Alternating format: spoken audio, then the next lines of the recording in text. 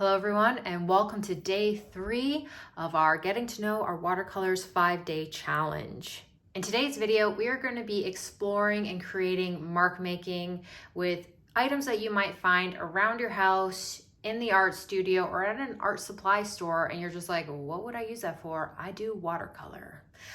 But before I get into exploring different things that you can use, I first want to go over the swatch cards that I'm going to be making.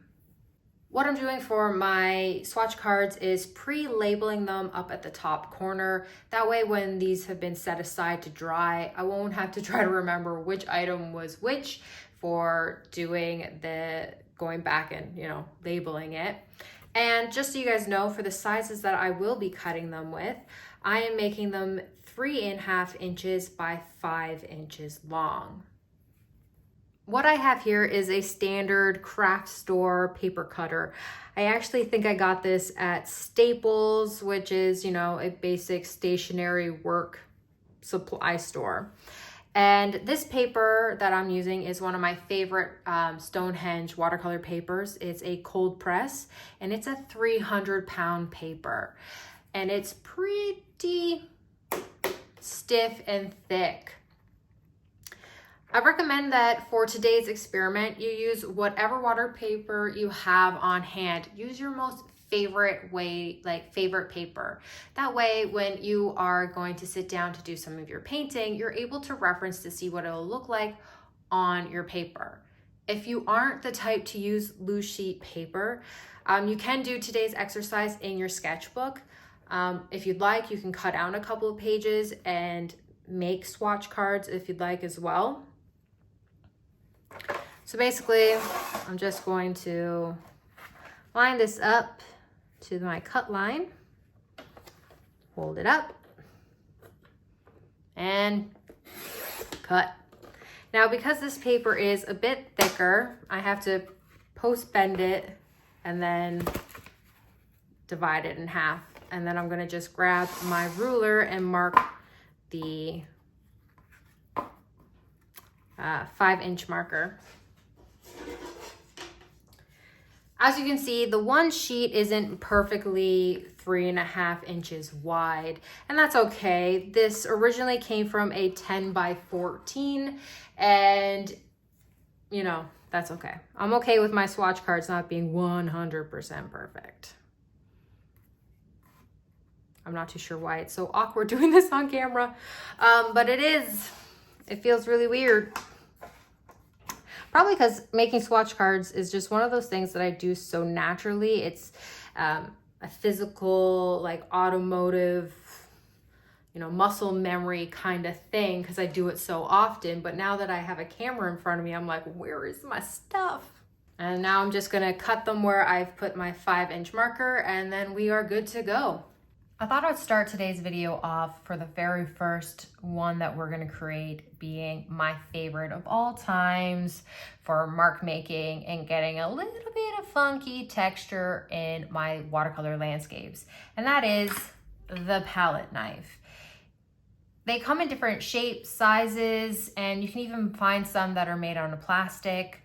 I have these really old palette knives that I got from a local art supply store. I'm pretty sure this one came from Curry's. I'm not 100% sure. If you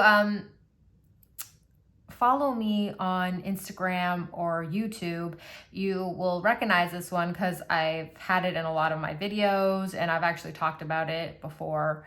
I just love using palette knives. This one here I thought we could test out because it's really bendy and has more of a thinner metal here, where this one is harder and stiffer. So it might provide some interesting different movements for getting marks. Now, what I've done is I've pre-wet my pan paints. You can actually get some really interesting textures if you use already wet paint. So I'm also gonna mix in pan paint and fresh from the tube paint. I'm going to use some of the Sennelier sepia, and I'm just going to put it here on my pan. I'm also going to just pre-wet this little corner area here on my paper.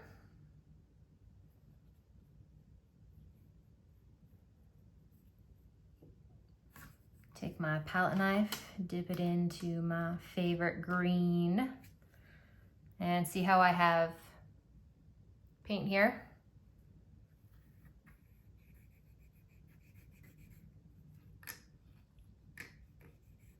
Just gonna like move it around a little. See what I can do for spreading it.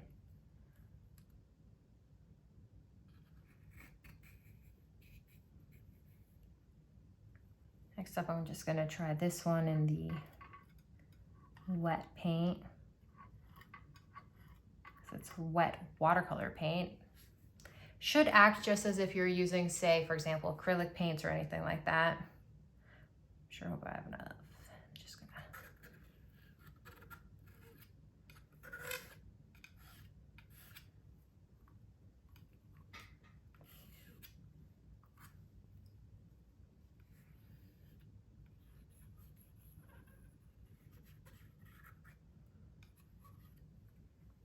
Around. Let's spritz this, see what happens.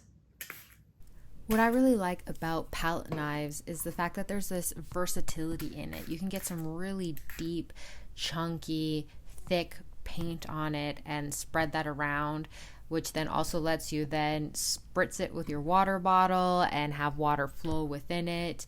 You can get this really interesting effect with different textures and mark making, especially if you use the edge of it to gouge shapes into your paper so that the water dries in that spot too. I have an area here that's giving me some interesting texture, and so I want to go over it with some clear water and see what happens to the paint.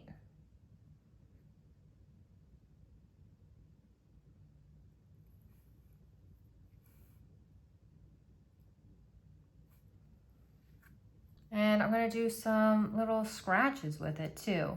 And things like this, though I'm using a palette knife, if you yourself don't have one, you can use something like, say, a old cut up gift card or something like that. If you're really into botanical and floral things like I am, scratching is a great way to add little details to your greenery as well. So like the veins of a leaf, you'll find if you explore using something like this. Okay, I'm gonna set that aside and let it dry. The next tool I'm gonna be using is this Catalyst fork-like rubber tool. I got it at the local art supply store a long time ago, and I never used it because I couldn't really enjoy the texture of it, and I haven't really utilized it, and I thought this would be an interesting thing to see what it can do with my watercolor paints. So I think what I'm going to do is first maybe paint some spots with paint.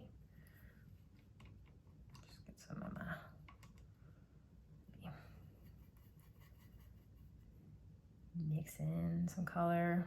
If you're like me and you have a variety of watercolor supplies like liquid watercolors or granulating paint, try mixing those in with your swatches today. Try to see if you create different marks with the different types of tools that you have.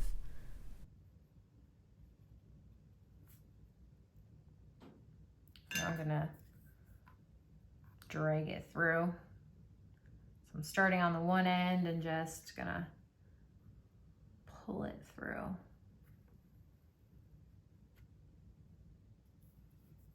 Okay.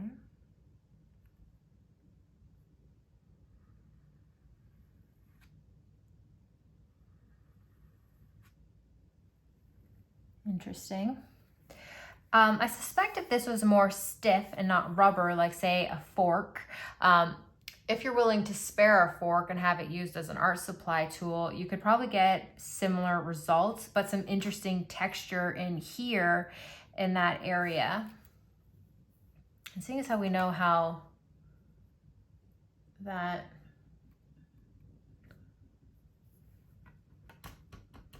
Let's dip it in some paint and see what happens. I just flicked it on my face.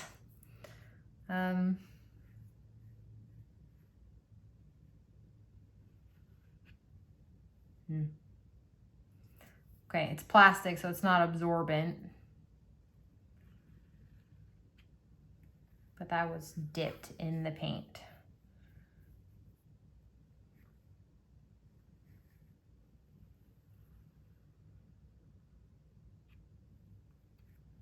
Alrighty, I'm gonna set this aside and go on to the next item.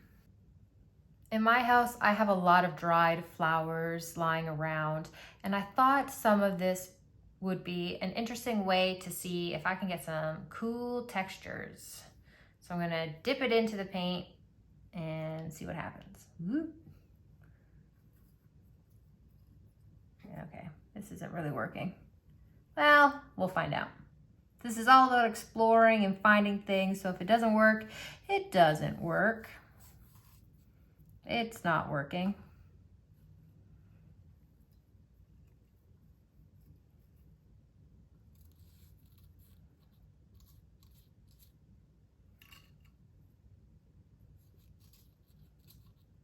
Well, that didn't really work now, did it? It could be because of the type of floral that it is. I'm gonna grab another one. But before I do that, twigs and the end of things can also be interesting things that you can use for making marks. So that's an option too. Yeah. So the stem of this is actually pretty cool. Okay, take two at using a dried flower. I have this rose. It was really cool when it was fresh, but it didn't dry to be the most beautiful of flowers. However, maybe, just maybe, after I dip it into some watercolor,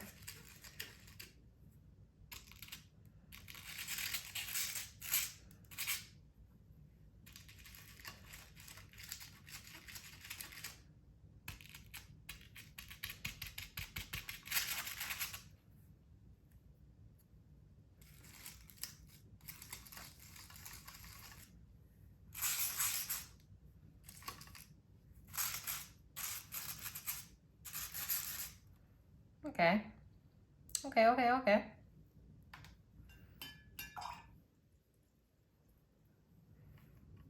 What if I had just some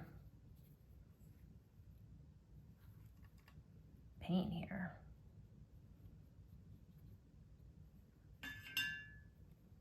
I want to like...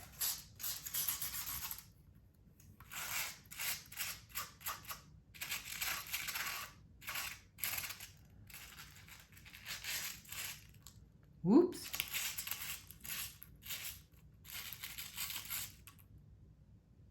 Guys, I don't think this is working. I think it's safe to say that experiment mark making with dried flowers was not a success. Okay, let's try my wedge. I love using this when I'm doing abstract paintings and just being really loose and bold with my movements. And let's see how it is with watercolor.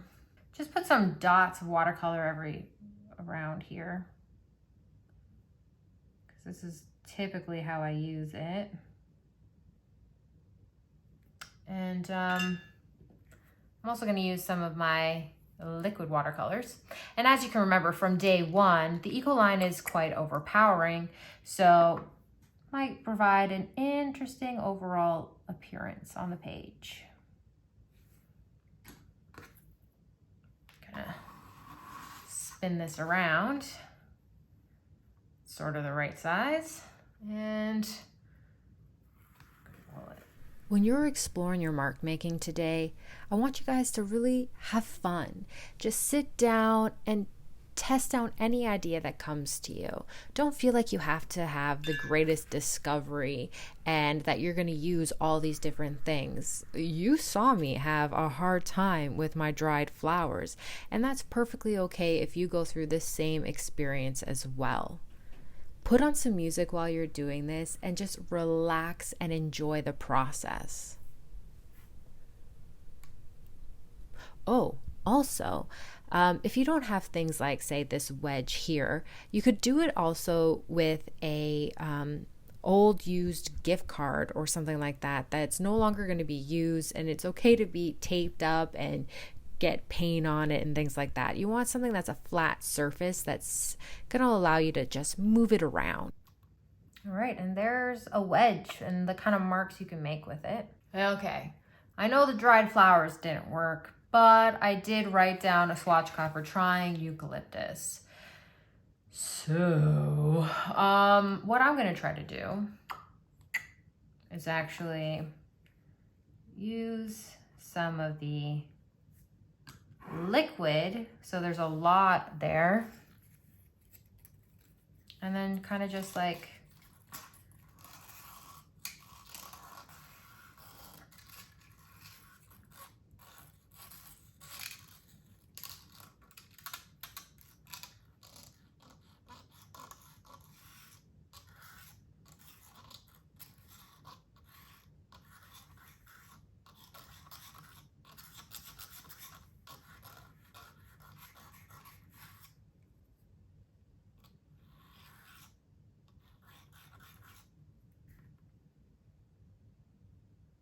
I wonder what would happen if I painted colors on here. So I'm gonna kind of just put it on the tips. Oops.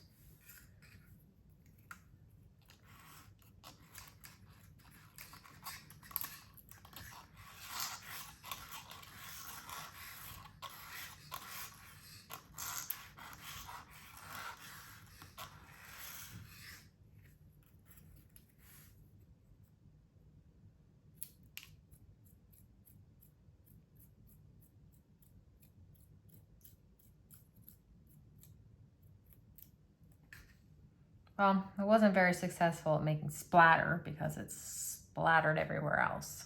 The last nature-based textural mark-making item that I want to try to use is a leaf.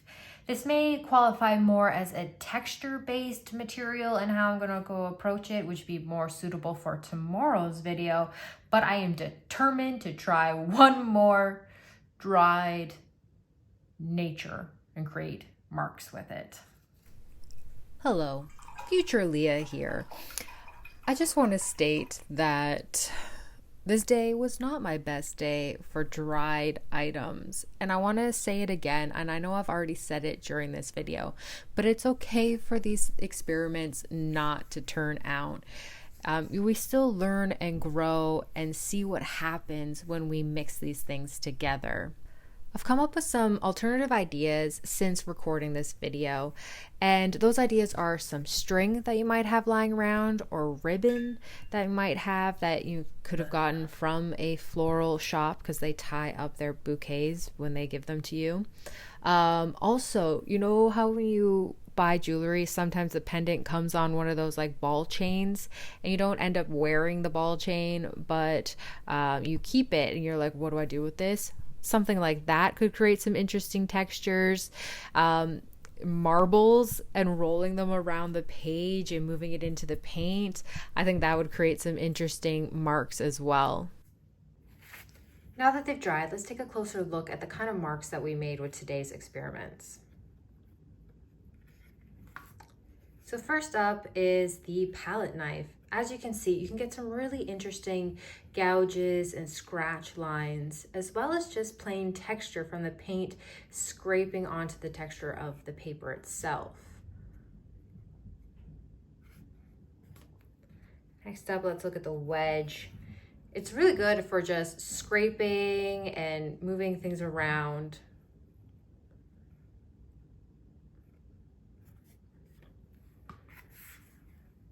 Catalyst. You can even, at first I wasn't too sure if you'd see the lines as to where it, when I dragged it through the watercolor that was thick up here, but you can. So I believe if you did this with an actual like stiffer item that wasn't the rubber, like a fork, it really will create the same kind of gouges that you got with the palette knife. So it'll be some more deeper lines. I'm gonna try that in the future with a fork. Okay, so next up is my dried greenery.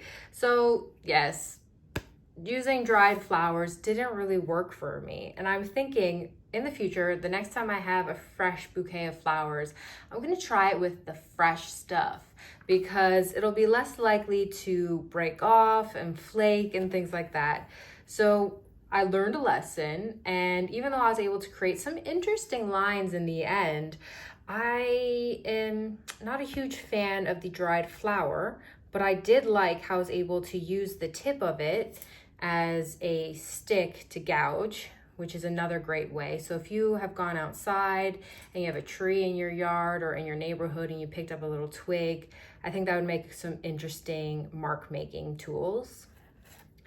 And then the leaf, it really does create this interesting shape because it avoided some of the areas and created an actual leaf. This, I think I'm gonna start saving it with my pile for texture-based supplies. Which brings me to tomorrow's video.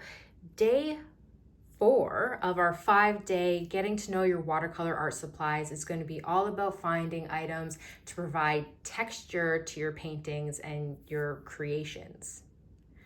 I hope you have fun with doing your explorations with creating marks with the items that you can find around your home. If you have any questions or comments, please let me know. And until next time, stay magical.